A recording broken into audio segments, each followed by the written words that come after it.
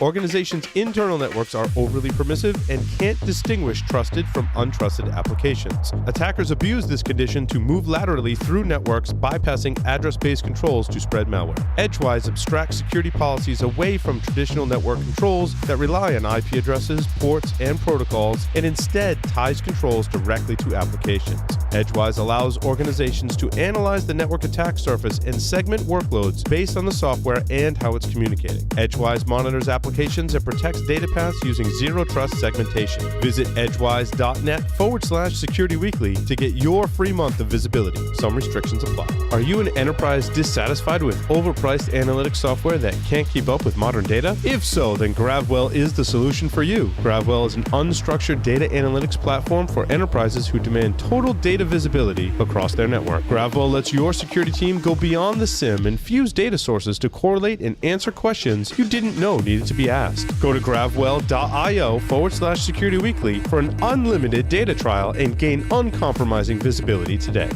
Endgame's converged endpoint security platform is transforming security programs, their people, processes, and technology with the most powerful endpoint protection and simplest user experience, ensuring analysts of any skill level can stop targeted attacks before information theft. Endgame unifies prevention, detection, and threat hunt to stop known and unknown attacker behaviors at scale with a single agent. For more information, visit endgame.com. Welcome back, everyone, to Paul's Security Weekly. Some of you told us that you're overwhelmed by the amount of content that we distribute every week. If that's you, you can go to securityweekly.com/subscribe, sign up for our listener interest list, and that will allow you eventually to tell us what you're interested in, and when we publish content of the topics that you're interested in, we will email you. How about that?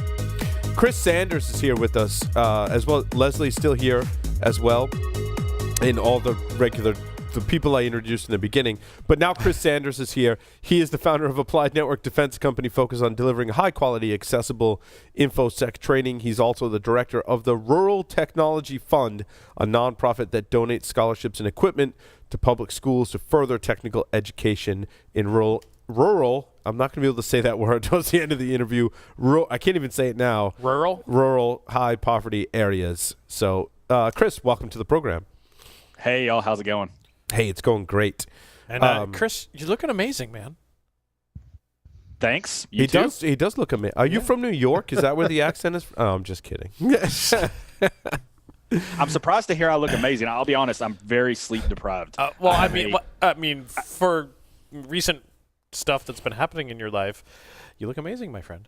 I have a 13-day-old baby, which is fantastic and exciting, but also the things that come with that, and not a lot of sleep, but we're making it and we're chugging along, and it's awesome. Chris, I haven't interviewed someone with a Southern accent in quite some time, and I've kind of lost my touch of identifying what state that you're from. So where are you from, Chris? I'm originally from Kentucky, born and raised there, but I did spend about 5 years in South Carolina, and I've been in Georgia now for about 4 years. So it's kind of a bastardization of all of those mixed together. Those are the most difficult ones when you start mixing accents together. Like Patrick Gray and Casey Ellis of Bug Crowd. I'm like, I don't know who I'm talking to when I'm talking to either one of them. Like, your accent is, I'm like, you're from the same region. They're like, no, we both have the same English influenced Australian, and that's why we sound the same. So, Chris, how did you get your start in information security? You know, it's an interesting story, and if it had a headline, the headline would be Billy Ray built a meth lab. I love this. I love where this is just going. To set the tone. So Billy Ray, we're not talking Billy Ray Cyrus. I know he's been on the charts lately. We're talking Billy Ray Jackson, who is my cousin. He was an innovator, and he was on the leading edge in West Kentucky of getting into the meth game. So, okay. I mean, everyone has goals in life, Chris. he said he was going to build a meth lab, and he did. And of course, when you do that, you usually end up in jail. And so he ended up in jail. And while he was there for a few years, and he took a computer class. And he took that class, got out of jail, came back home, was on house arrest, living with my aunt. And of course, we would go over there. This was my mom's sister.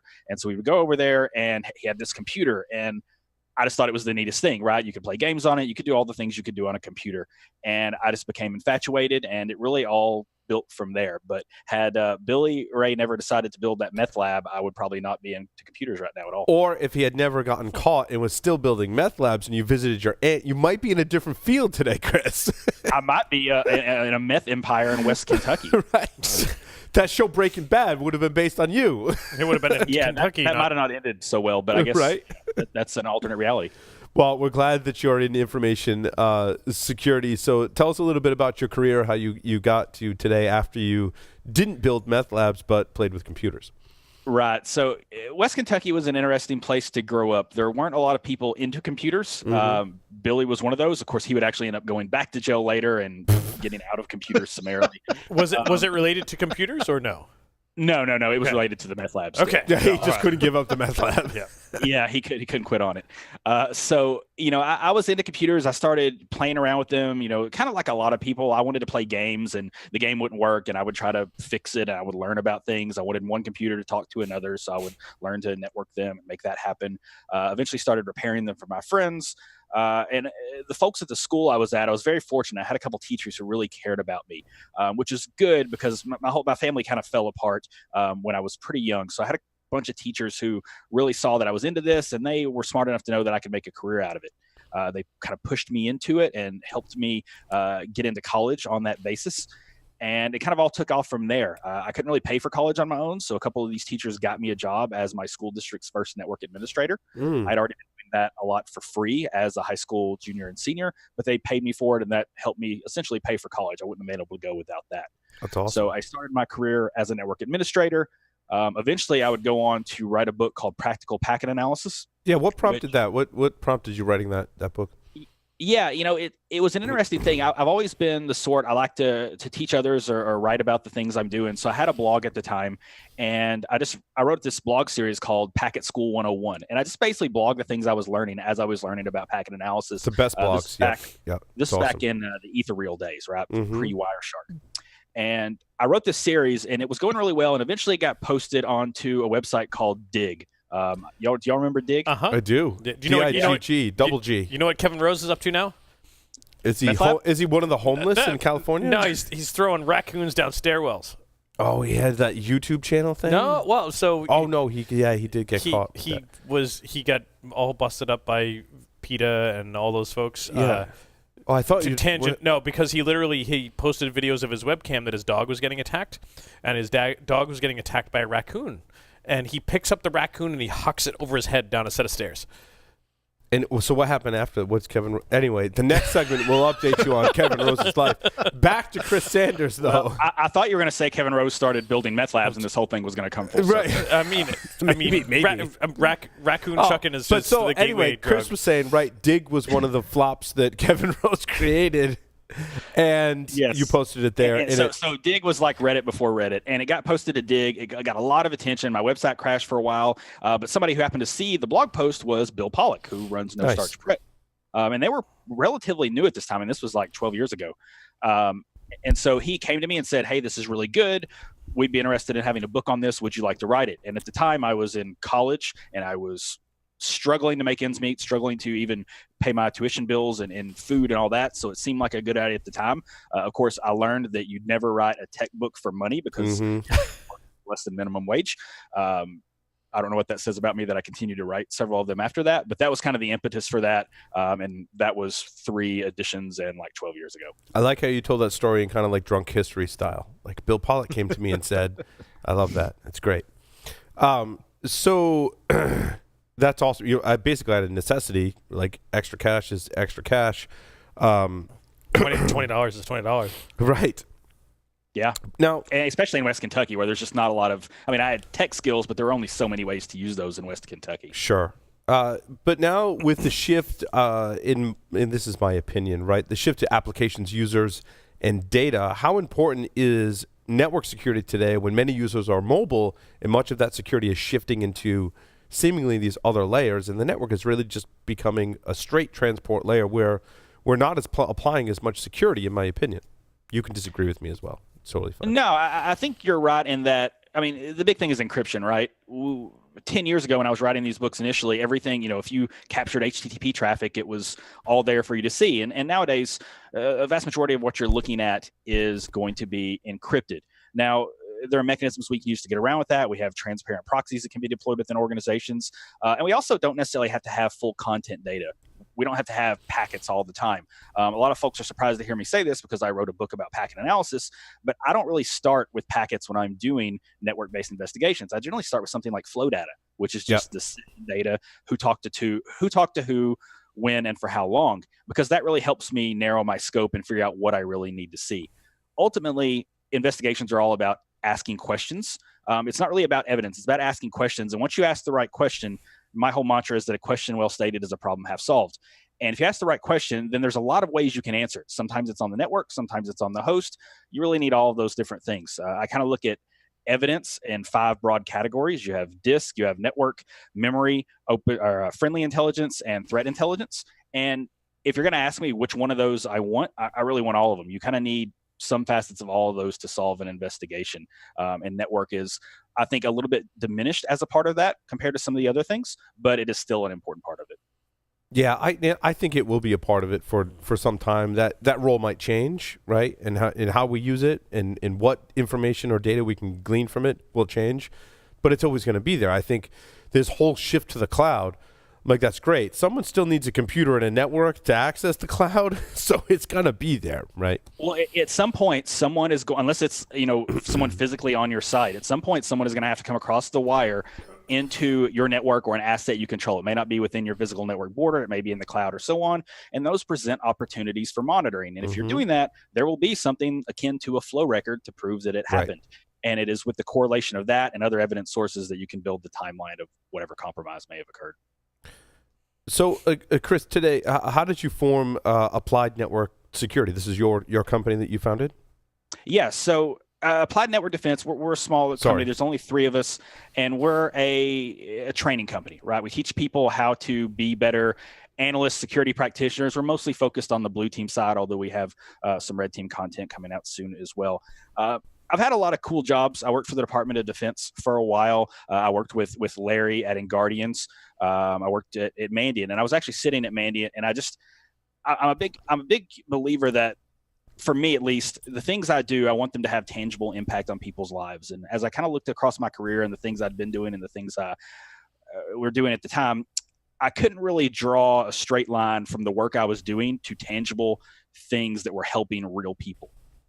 And that just, I was at a point in my life where that wasn't going to work for me anymore. So I decided to step away from that. And I thought the best way for me to have that straight line from the work I'm doing to helping people live better lives and make the world a better place was to teach them. And that means either helping them get a job, helping them build their careers, helping them secure their organizations. And also it allowed me an opportunity to devote more time to the Rural Technology Fund, which we're going to talk about a little later. Mm-hmm.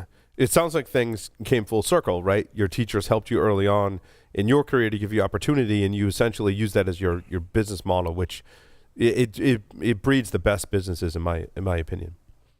Yeah, absolutely. And when I say these teachers helped me, I mean, that's almost an understatement. I would, and this is in all serious, I would probably be doing the same things Billy Ray was doing right now if the couple teachers had not said, presented an alternate reality to me that this could be what I existed in. We grew up in poverty in West Kentucky. The house I grew up in was like 700 square feet. It's sold recently for $14,000. Wow. The real estate market ain't good in West Kentucky, but $14,000 ain't a lot of house. So you can kind of imagine the situations we grew up in. And that's all my parents knew. It's all their parents knew. It's all their parents know.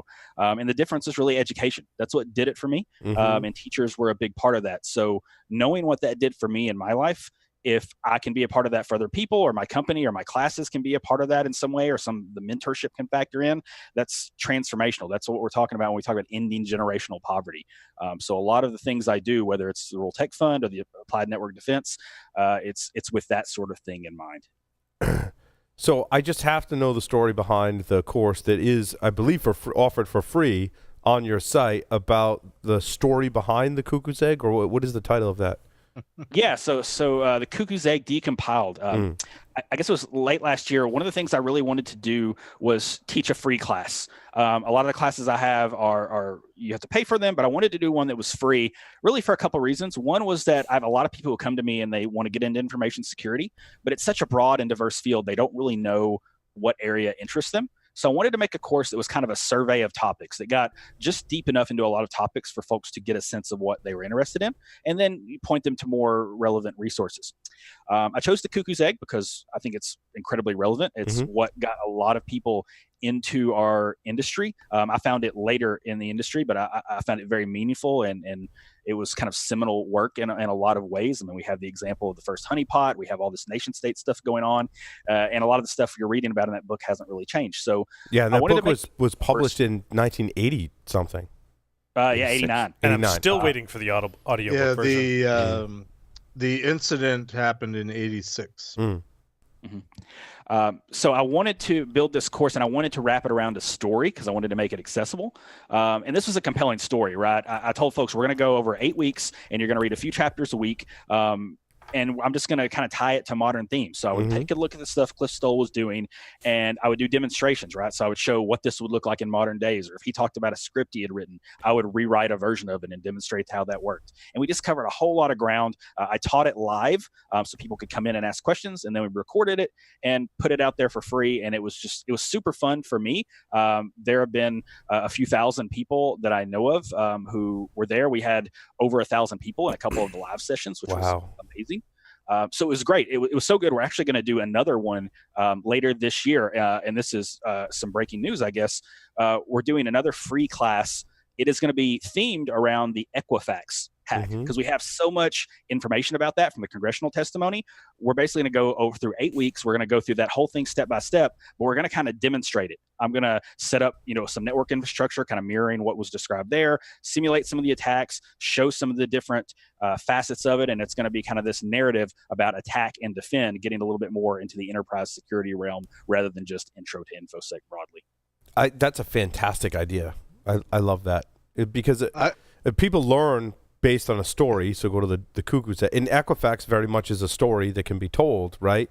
And teaching and learning in the story context is actually research has proven that works better for many people. That's awesome. Absolutely. Jeff? Hey, now would be a good time to just show. A couple weeks ago, I was up in Halifax, and here's the challenge coin I got. All right, so you're overseas. You're overseas in Canada? I was overseas in Canada. And the back of it, Chris, what is that? That's a sex toy. Yeah, that's the things that Cliff Stoll makes, the Klein bottles. Yeah. That's right. It's a Klein bottle. Cliff Stoll was the keynote at the conference, and probably the coolest thing about I went up and met him after he spoke, and I assumed he was going to be like most keynotes and kind of disappear an hour after he spoke.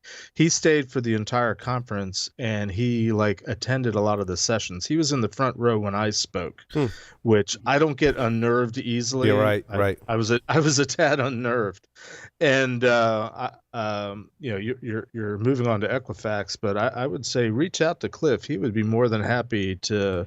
It's funny you mentioned that. Participate and help you out. So I thought about that, and we didn't for a couple of reasons with the first course. One was you saw Cliff speak, and if any of the rest of you have seen Cliff speak, he is all over the place. He's a very eccentric guy. Oh, he's spastic. Yeah. And I feel good about my ability as a teacher. I do not feel good about my ability to contain Cliff Stoll in an online class in a constrained amount of time.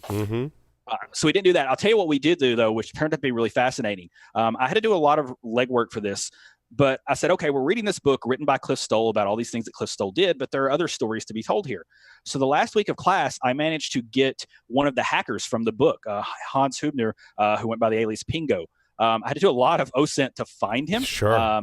He works in tech now, and I had to do a lot more convincing to get him to agree to come on to the last session of the class. But We've done a few interviews like that, Chris. That's a lot of work. I commend you for your efforts. Yeah. Thanks. Yeah. So we got him to come in, and I did an interview with him, and I basically just wanted to get the other, part of the other half of the story, right?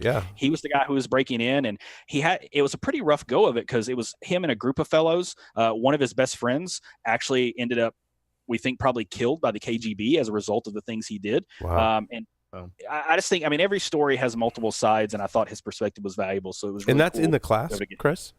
Yeah, that's in the class. It's on the last week. It's recorded. It's all there available for free. Oh, if that's not a compelling, now I'm definitely going to go through this class. That's it. I think a lot of our listeners are as well, because now I'm intrigued. That's awesome. And Chris's class in general are just amazing.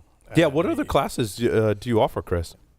Yeah, so we have 10 of them now. Again, they're mostly Blue Team focused. We have some that are a little technology specific. So we have a course on Bro or Zeek scripting. We have an Elastic course, Elastic Stack. We host the official Suricata course for intrusion detection. I do a practical packet analysis course. It's the course version of my book where I teach folks all about packet analysis. That's a really big one. It's about 40 hours of content. We also do an information security writing class. That's a real cheap one. It's $100 and teach you how to be a better communicator through your writing. Yeah, we're talking about which is two amazing. Most popular classes are we have one called Practical Threat Hunting, which teaches you how to do threat hunting kind of in a structured, formal way. And our flagship course is called Investigation Theory. It actually, I teach it actually in cohorts because it's pretty popular, and I'm really actively involved with the discussions on that. The next one starts Monday. It's our summer session, and it's all about the intersection between psychology and investigation work.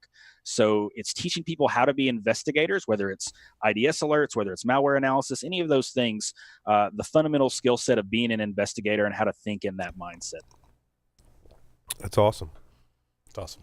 And your writing course is really good too. I mean, not that I've taken it. That's awesome.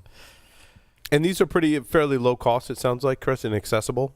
Yeah, I really, my goal when I started all this is really, I tell folks I started a for-profit company to fund my nonprofit company, which again, we'll talk about later, but I wanted to make these things accessible so that folks could come in and they could afford it if they weren't necessarily, didn't have the sponsorship of a company or they were trying to get a job. And also companies who want to buy it, they can afford to buy it for their whole team. So every course we have is under $800. Some of them are as low as $100. We have a $200 course, $400 or $500, but everything is sub $800. That's awesome. And you said it's to fund your nonprofit company. Why don't you tell us about that? You like how I phrased that question so I didn't have to say the name. Come on, Paul. What's the company? This is what I'm really excited to talk about. And if you don't want to say the word rural, which I struggle with as well, particularly with my accent, just say RTF. We'll work with that. So the Rural Technology Fund was something I knew I wanted to do as early as high school. Again, there wasn't a lot for someone like me who was interested in technology in a very rural area where there just wasn't any tech companies around, nobody around. I feel like Western Kentucky is a lot of woods and a lot of marijuana farms and a lot of crystal meth. And meth labs. Meth labs, yeah. There are some good things there too. Yeah. Those things are also true. Yeah, change our perception of marijuana farms and meth labs. Yeah. I mean, West Kentucky is beautiful. It's one of the most forgotten places in the country. People say, "Oh, you're from Kentucky, like Louisville," and I'm like, "No, you have to drive 4 hours west of Louisville to get to where I'm at. Yeah. If you want to fly there, you have to fly to Nashville and drive 3 hours northwest. Wow. You have to really want to go there. It's surrounded on 3 sides by water, which a lot of people don't think about. And there wasn't even a bridge to get there from the Kentucky side until like the 20s. Wow. So fairly isolated, but a beautiful place. Some of the friendliest people we ever meet. So there are a lot of good things there too. And barbecue. We got great barbecue. Big. Yep. That's awesome. So you grew. It makes sense now. You grew up in this environment, which prompted you to start this nonprofit company. Right. And basically I was very hyper aware of my situation, that I was growing up in poverty, that there wasn't a lot of opportunity for me. I had to leave there. I wanted to stay there, but I had to leave to get a job. Yeah. Right. Yeah. And that's something that still bothers me to this day, that I'm not home and I'm not able to have that tangible impact as much in that community as I want to. So it's trying to create those opportunities for kids like me. We started it out really just as a scholarship fund. I said we were always going to measure our success in the number of kids we're able to impact in terms of their lives, making their lives better. And so that first year it was 1 kid. We gave a scholarship away to a kid who graduated from the same high school I did. The next year it was 2. The next year it was 4. And then as time went on, we started shifting our focus a little bit. We started partnering with teachers who wanted to teach kids about tech, not unlike the teachers who helped me along. And we said, okay, what do you need to make this happen? And when they tell us, we give it to them. Or if they don't know, we try to help them figure out what they might need, and we give that to them. And so now we measure our impact by the number of students we help improve their lives or introduce them to technology. And to date, it's been about 11 years. We've introduced a little over 80,000 kids to technology, and our goal is for that to be 100,000 by the end of this year. That's awesome. And how far-reaching is this organization, Chris? We are in 45 states, which means we have donated or contributed or worked with a classroom in at least 45 states. I really hope we can get to the other 5 by the end of the year. That's awesome. That's awesome. And so, how does it work? Wait, what are the 5 states you're not in? That's the shortest list. That's a better question. So New Hampshire, Nevada, one of the Dakotas, I think it's South Dakota, Nebraska, and Hawaii. We can definitely help with South Dakota. I'll sign up for Hawaii. And Jeff's signing up for Hawaii. I can put you in touch with people in South Dakota. I mean, so here's the thing. Here's the way this can happen. People. We have a page on our website on ruraltechfund.org. It's called Fund My Project. I think you can actually go to ruraltechfund.org/fund my project. And it's basically a page for teachers. We have to have a teacher who cares about this, and it's kind of our liaison within the school. They go to this page. There's a form they can fill out. It's super no nonsense. If there's anything I hate, it's overly complicated grant processes. Mm-hmm. So they go in, there's a simple form. They fill it out. It's basically, if you have an idea, tell me what it is. If you don't know what you want to do, but like maybe you just know you want to do robotics or coding or something like that, just check a box. That goes straight to me. I have a small group of folks who kind of look through those with me. And usually within a week or 2, we're going to be on the phone with that teacher or exchanging emails to them and trying to figure out how to make this work. That's awesome. Cool. And so can the security community help at all with this, Chris? Yeah, there are a couple ways. The thing we're really good at now, having done this for so long, is we're really good at turning what we say dollars into opportunities. We have an unending list of teachers and classrooms we can help, and we're only limited by the amount of funding we bring in. So the simplest thing is to donate. There's a link on our website at ruraltechfund.org. I know that's not always an option for everybody. The other thing is, and I was tweeting about this earlier today, there's been kind of this movement lately for all these security conferences to kind of lay off the swag a little bit. Mm-hmm. How many pins or bags do we all need? And actually getting their sponsors, instead of donating swag, to donate dollars that can go to charitable causes. That is not the easiest proposition for most cons, because most folks are not really well equipped to get that money to where it can make the most impact, other than just like donating it to like a food bank or something like that locally, which is also a great cause. What I'm telling folks who run security conferences is the Rural Tech Fund is really well equipped to make good things happen here. And we've done this in some other places. So what we're saying is get some of your sponsors to donate money instead of swag, and we'll advertise, and you can advertise for them, give them all the credit. You can put that in our hands, and what we'll do is we'll use that to go into these underserved rural areas and go into these classrooms and give these teachers the things they need, things like Raspberry Pis or Arduinos, robotics kits, 3D printers. We're very well equipped to do that, and we're very well equipped to do that all over the country at this point. Are you training the teachers as well, Chris? We are not. So the thing we do, though, is we do not donate anything to a classroom that does not come with curriculum. Okay.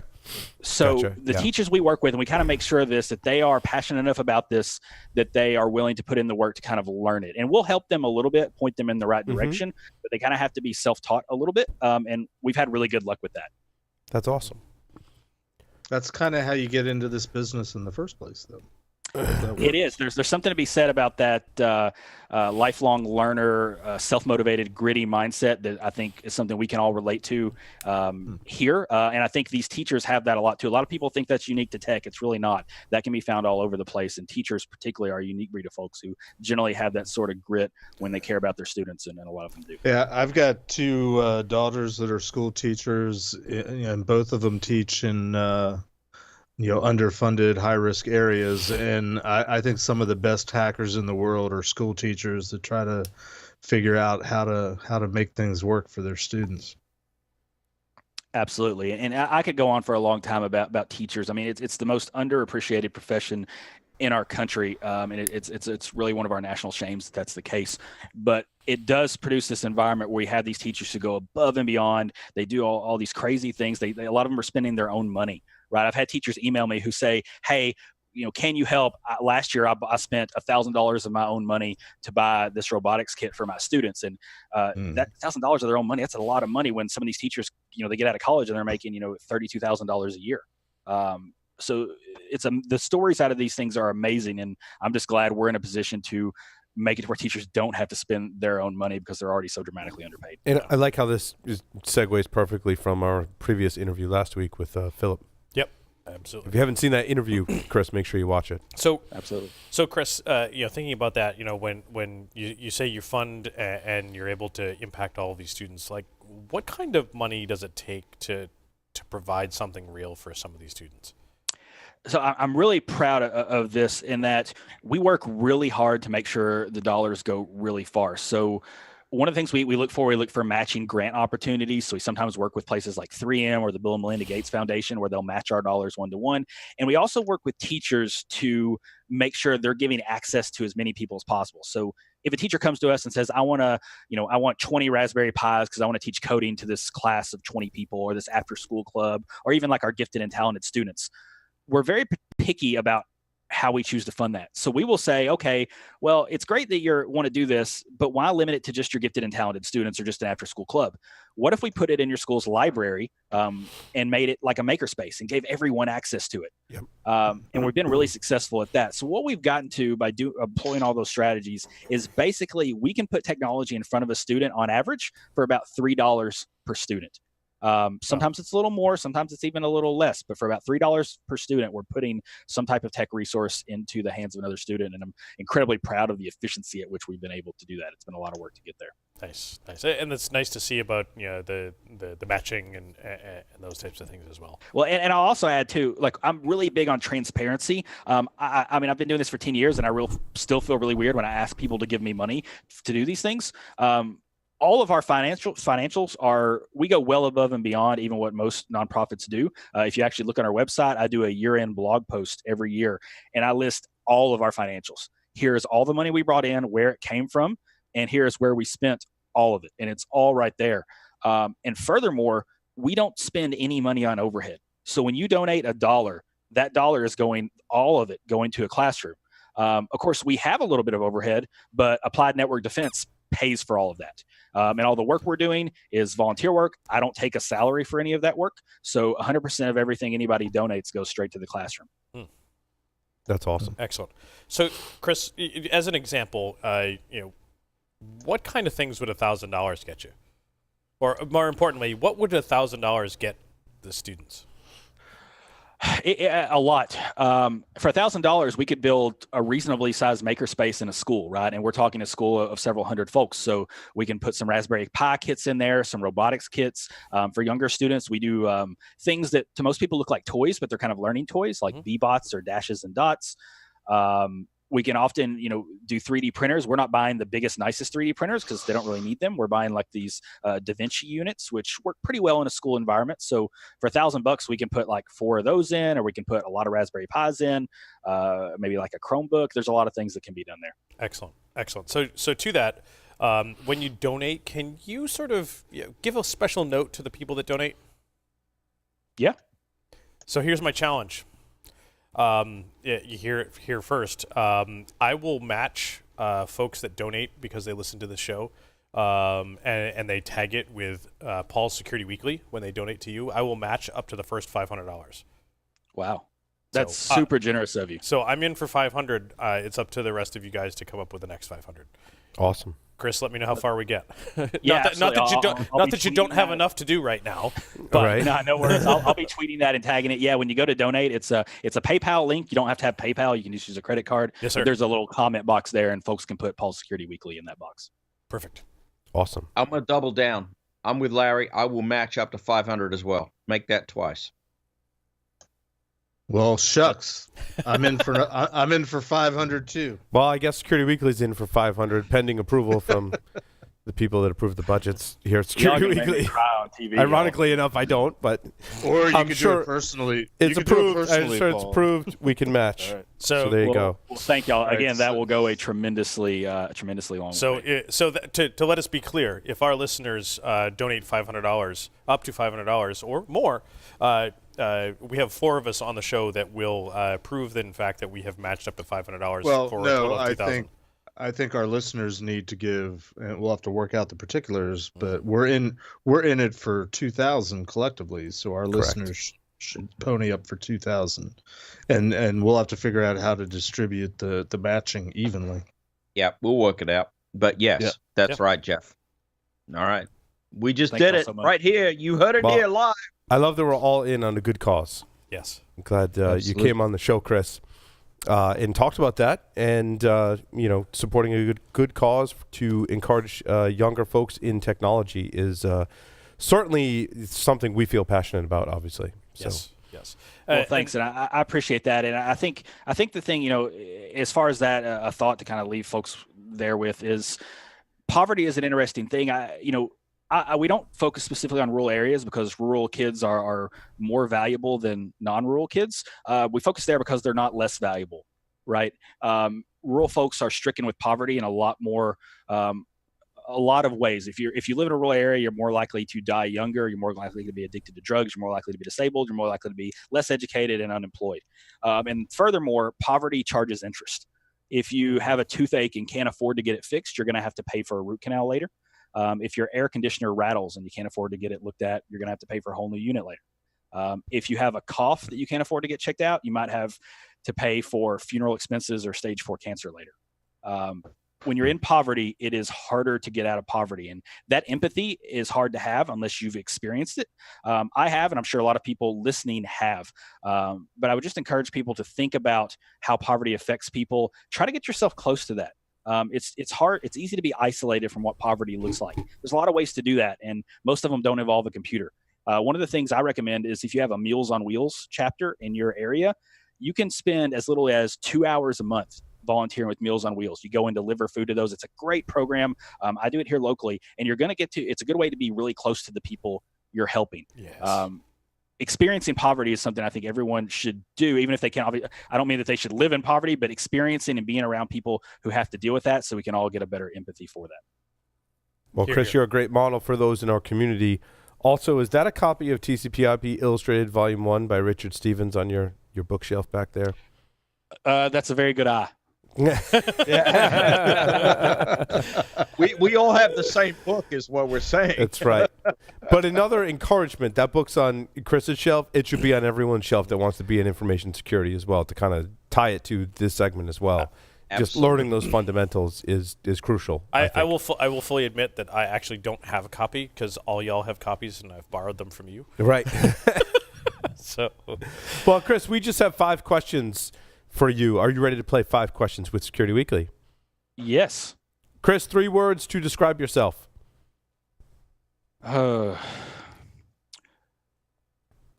Paula Deen of packets without the racism. If you were 3 words, the first thing that came to mind. If you were a serial killer, what would be your weapon of choice? My barbecue pit. If you wrote a book about yourself, what would the title be? Poverty charges interest. In the popular game of Ask Grabby Grabby, do you prefer to go first or second? Yes. Choose 2 celebrities to be your parents. alive, dead, fictional, or otherwise. Ooh, Jimmy Carter and Bill Gates. Very Wow, nice. what interesting choices. And Chris, just because I'm curious, a bonus 6th question. When was the last time you played Cards Against Humanity? When I played it with you, I think. The last time. It wouldn't have been with me, but it would have been the year previous to that. But Okay. yes, Yeah. the stories still live on, I might add. We might need to cut his mic off now. Nope, not saying a word. Not saying a word. Not my story to tell. Well, Chris, thank you very much for appearing on the show. And where can people go again to learn more about your nonprofit organization? Yeah, so for the Rural Tech Fund, it's just simply ruraltechfund.org. For the for-profit company, for my training, it's networkdefense.co. Awesome. Excellent. Chris, thank you very much. Thanks, Chris. Thank y'all so much, and appreciate the generous offer. That was super kind of y'all. Outstanding. With that, we'll take a short break. Come back with the security news for this week.